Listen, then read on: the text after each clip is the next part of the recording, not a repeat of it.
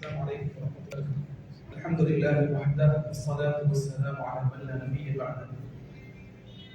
கண்ணியமானவர்களே, மார்க்கத்தில் மிக கஷ்டமானது, மார்க்கத்தில் மிக விருப்பமான ஒரு விடயம் தான் மார்க்கத்துடைய காரியத்திலே உறுதியாக இருப்பது. வற்றுக்க சுருக்கமான பல நல்ல விடயங்களை உள்ளடக்கிய ஒரு உபதேசம். ஒரு சஹாபி ஸல்லல்லாஹு அலைஹி வஸல்லம் இடத்தில் கேட்டார், யார் சொல்லலாம், எனக்கு புத்திமதி சொல்லித்தார்கள் என்றார். ஸல்லல்லாஹு அலைஹி வஸல்லம் ரெண்டு அட்வைஸை கொடுத்தார். குல் ஆமன்து பில்லாஹ் சும்ம இஸ்தகீம், அல்லாஹ்வை நம்பி விட்டேன், ஈமான் கொண்டு விட்டேன் என்று நீங்கள் சொல்லுங்கள். முதலாவது. இரண்டாவது ஸல்லல்லாஹு அலைஹி வஸல்லம் சொன்னார்கள், இந்த ஈமானுக்கு பின்னால் எதெல்லாம் வருகின்றதோ அதிலே நீங்கள் உறுதியாக இருங்கள். அந்த ஈமானிலே நீங்கள் உறுதியாக இருங்கள். உறுதியாக இருப்பது என்பது மார்க்கம் சொல்லக்கூடிய, வழிகாட்டக்கூடிய, மார்க்கத்தில் மிக விருப்பமான ஒரு அமல்தான் உறுதியாக இருக்கும். நேற்று செய்துவிட்டு இன்று நேற்று செய்ததை விட்டு விடுவதல்ல.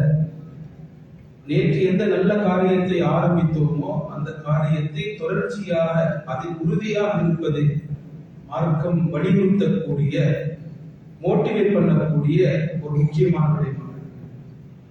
கண்ணியமானவர்களே, மௌத்துடைய சந்தர்ப்பத்திலும் யார் எங்களது ரப் என்று சொல்லி அதிலே உறுதியாக இருந்தார்களோ அவர்களுக்கு மலக்குமார்கள் இறங்கி நன்மாராயம் சொல்வார்கள். இன்னல்லதீன காலு ரப்புனா அல்லாஹ் சும்ம இஸ்தகாமு, எங்களது ரப் அல்லாஹ் என்று சொல்லி அதிலே உறுதியாக இருந்தார்கள். அந்த மார்க்கம் சொன்ன விடயத்தை தன் வாழ்க்கையிலே எடுத்து நடப்பதிலே, ஈமானிலே உறுதியாக யார் இருந்தார்களோ அவர்களுக்கு மலக்குமார்கள் மௌத்துடைய சந்தர்ப்பத்திலே இருந்து வருவார்கள். நீங்கள் கவலைப்படாதீர்கள், பயப்படாதீர்கள், உங்களுக்கு வாக்களிக்கப்பட்ட சொர்க்கம் இருக்கின்றது என்று நன்மாராயம் சொல்வார்கள். கனிமானவர்களே, ரமதான் எம்மை விட்டு கடந்து ஒரு வாரம் போகின்றது. நாம் யோசிக்க வேண்டும், ரமதானில் எத்தனையோ நல்ல காரியத்தை செய்தேன், அதில் எத்தனை விடயங்கள் என்னிடத்தில் ரமதான் சென்றதற்கு பின்னால் இருக்கின்றது. கனிமானவர்களே, ரமதான் தக்வாவை சம்பாதிப்பதற்காக வேண்டி வந்த மாதம். அந்த தக்வாவில் எந்த பகுதியின் இடத்தில் இருக்கின்றது? நிறைய தொழுதோம், பரவான தொழுகையிலே பெறுதல் என்னிடத்தில் இருக்கின்றது. ஒரு வாரம் கடந்து விட்டது, அல்ஹம்துலில்லாஹ், நோவு சென்று விட்டது என்று 4 நாள் 5 நாள் மஸ்ஜிதுக்கே வராமல் சில சந்தர்ப்பங்களிலே இருந்து நிற்போம்.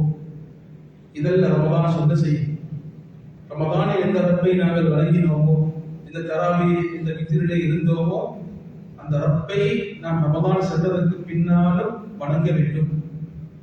அந்த தொழுகையிலே நாம் உறுதியாக இருக்க வேண்டும். இதை ரமதான் நமக்கு வலியுறுத்தி இருக்கும். ரமதானிலே நிறைய குர்ஆனை ஓதி இருக்கும். கண்ணியமானவர்களே, ரமதான் சென்று விட்டது, எத்தனை ஜுசுக்கள் ஓதி இருக்குது. சில சந்தர்ப்பத்தில் ஒரு பக்கத்தை கூட பெருகி ஓதி இருக்க மாட்டோம். ரமதான் எமக்கு ஒரு பூஸ்டர், நமக்கு உற்சாகத்தை ஏற்படுத்துவதற்காக வேண்டிய எல்லாம் தந்த ஒரு விடயம். அதை வைத்து நாம் நமது வாழ்க்கையிலே சில அமல்களை உருவாக்கி அதிலே உறுதியாக இருக்க வேண்டும். குர்ஆனை ஒவ்வொரு நாளும் கண்ணியமானவர்களே, ஒருவர் வாழ்க்கையிலே முன்னேறி இருக்கின்றார், நிறைய செல்வத்தை எல்லாம் கொடுத்திருக்கின்றார். அவரிடத்தில் ஒருவர் கேட்டாராம், எப்படி நீங்கள் இதை அடைந்தீர்கள் என்று கேட்டார். அவர் சொன்னாரா, ஒவ்வொரு நாளும் ஃபஜ்ர் தொழுவதற்கு பின்னர் இந்த பொக்கெட்டிலே என்ன இருக்கின்றதோ அதை தேவையானவர்களுக்கு கொடுத்து விடுவேன். அதை வைத்துதான் அல்லாஹ் எனது வாழ்க்கையிலே எனக்கு முன்னேற்றத்தை உண்டாக்கி இருக்கின்றார் என்று அவர் சொன்னார். இது மலக்கு சொல்லக்கூடிய ஒரு துஆ. அது ரமதானில் மாத்திரமல்ல, அல்லாஹும்ம அஅதி முன்ஃபிகன் ஸலஃபா வ அஅதி மும்சிகன் தனிஃபா. ஒவ்வொரு நாளும் மலக்கு காலையிலே துஆ செய்கிறார். ஃபஜ்ருடைய நேரம் சதகா கொடுப்பதற்கு, மக்களுக்கு உதவி செய்வதற்கு நல்ல ஒரு நேரம், மலக்குடைய துஆவை பெறுவதற்குரிய நல்ல ஒரு நேரம். துஆ செய்தால் யா அல்லாஹ், யாரெல்லாம் கொடுக்கின்றார்களோ அவர்களுக்கு பரக்கத்தை உண்டாக்கி, யாரெல்லாம் கொடுக்காமல் தடுக்கின்றார்களோ அவர்களுக்கு அழிவை நாசத்தை உண்டாக்கும் என்று துஆ செய்கிறார்.